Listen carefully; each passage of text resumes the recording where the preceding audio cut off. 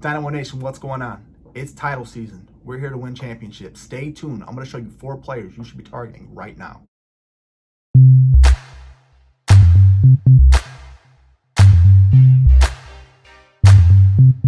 Dynamo Nation, what's going on? We're going to jump right into it. Our first target needs to be Chase Edmonds. I understand that he's hurt with that ankle, and I understand James Conner has been vulturing TDs left and right and is currently looking decent in that starting role. I'm here to tell you it's all a fallacy. Yes, Connor's the goal line back, but when you look at Chase and you look at metrics, the advanced metrics for the running backs, Chase is the superior player, both through the air and on the ground. When we look at our rushing metrics, we're looking at yards per carry, we're looking at rushing efficiency, and we're looking at rushing yards over expectations on a per attempt basis. Chase is in the top 3 in all 3 of those categories. And these are for running backs with at least 70 carries. Conner is no higher than 24th out of all 3. He's 24th in efficiency. He's 30th in yards per carry. And he's 28th in rushing yards over expectations on a per attempt basis. Conner's 3.9 yards per carry. Negative 0.12 in terms of rushing yards over expectations. He's in the high 3s in his efficiency. When you look at Chase, 5.7 yards per carry, 1.13 yards per attempt over expectations, and low 3s in terms of efficiency. Efficiency is getting north and south, hitting that hole, not dancing in the backfield. You would think Chase being a smaller back, that would be an issue, but it's not. He's making his decision and he's going and getting north and south quick, which is what you want to see. You don't want a running back dancing back there. Most of the time, that does not lead to good production for your team. That's where net losses come into play, so on and so forth. That's not what Chase has been doing this season. And there's only 3 running backs in the league who have all finished in the top 3 in those 3 metrics.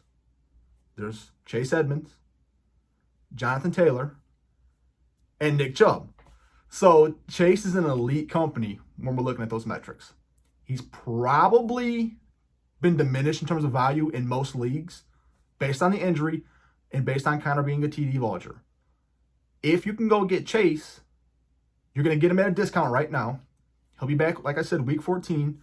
Playoffs should be starting in week 15 through 17 with most leagues, now that we have a 17-game schedule in the NFL. So you're going to get one more game of regular season out of Chase and then have him for your playoffs. And you're going to have a solid RB2 at a discount right now. So Chase, definitely someone you should be targeting. We're going to stick with the running backs. Our second player is going to be Kareem Hunt. Kareem Hunt finished as an RB1 last season. I think he was like number 12. This season, he was RB9 before going down at the end of week 6. And what does that mean for us? That means that Kareem Hunt was averaging 18 points a game in a full PPR format. He had 20 receptions in that time frame, 68, 69 carries, so he was involved both ways. He was averaging about 15 touches a game, almost 90 yards, and about a touchdown a game. And that's with Nick Chubb being healthy the entire time. That's Kareem Hunt's role, and that's not going to change. Just because he's been hurt, the Browns are a run-first team. They have the best offensive line in the league, and when Kareem Hunt's back and when he's ready to roll, that's what they're going to be doing. Kareem Hunt's kind of been the forgotten man because of Dearness Johnson as well. He's played well in his limited time so far. Don't be worried about that. Go get Hunt. Hunt has proven in this offense, the Browns have proven that they can carry 2 RB1s, is what they've proven.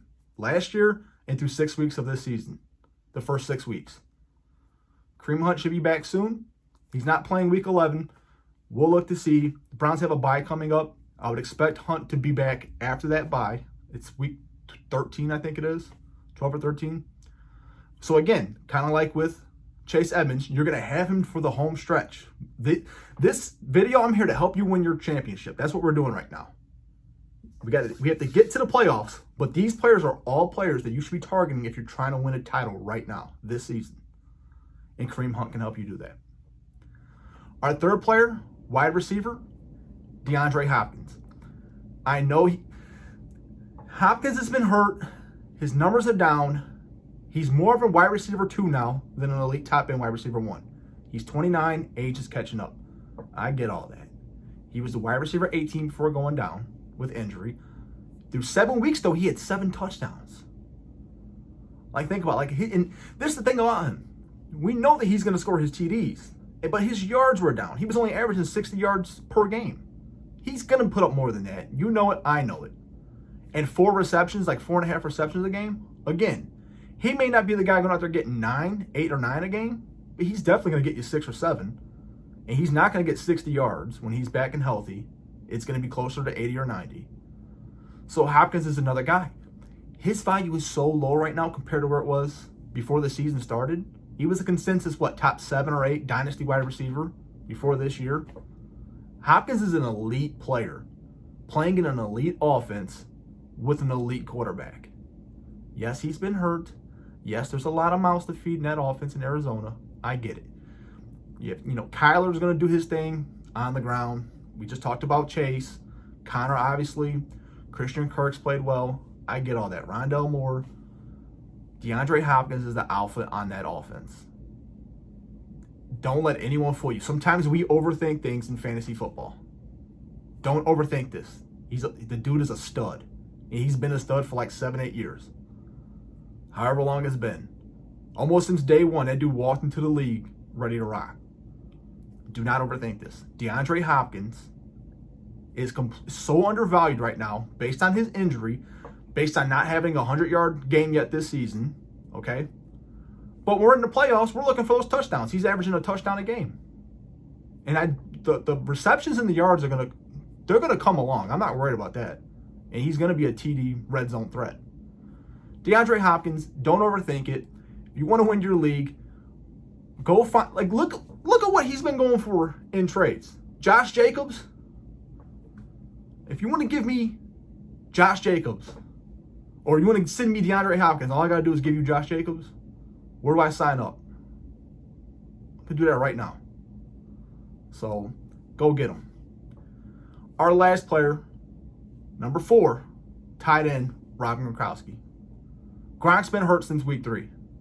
But when he was playing, he was the number 2 scoring tight end in all of fantasy football. Right behind Travis Kelce. And when you look what Gronk did those first 3 weeks, it was almost 20 points a game in a full PPR format. If you factor in what the top 5 tight ends right now in a full PPR format are scoring, you take their averages, add them together, and divide by 5. You're going to get 13 points a game. Gronk was a full 6 points above that. I'm not saying he's going to stick with that or maintain that, but you can't tell me you don't think with him coming back healthy that he's not going to be right around that.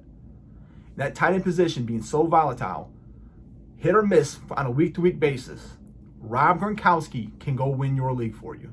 And again, look at what he's going for. These are recent trades. Every graph I've put up with trades, these are from November 19th, 2021. This is from the Yahoo Sports Trade Analyzer. That's where I'm getting the data from. So if you can get Gronk for any of these players in your league, you have to do it. There's no two ways around that. When he's on the field, he's got the connection with Brady too. That's the thing we know about. He's going to be an elite player. So all 4 of these players are extraordinarily undervalued. But we look at the trades and what they're going for. Hopkins, the best player he's going for is Josh Jacobs. Chase Edmonds, Jeff Wilson. Jeremy McNichols? No. You look at Kareem Hunt, Myles Gaskin. Do you want Myles Gaskin or do you want Kareem Hunt? Come on, guys. Come on. You know it and I know it. DeAndre Hopkins, Mark Ingram. I know these are probably redrafts, these trades that are happening, and I know Ingram is going to start again this week for Kamara. And I'm starting Ingram this week.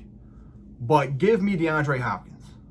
And this is what I'm saying. People get so short-sighted in fantasy football. They overthink it. Don't overthink it. All 4 of these players have proven this season that they're very productive. And not just very productive, decent starters. They've been high-end starters. Go get these guys. Win your league. Be in front of the curve. Don't overthink it.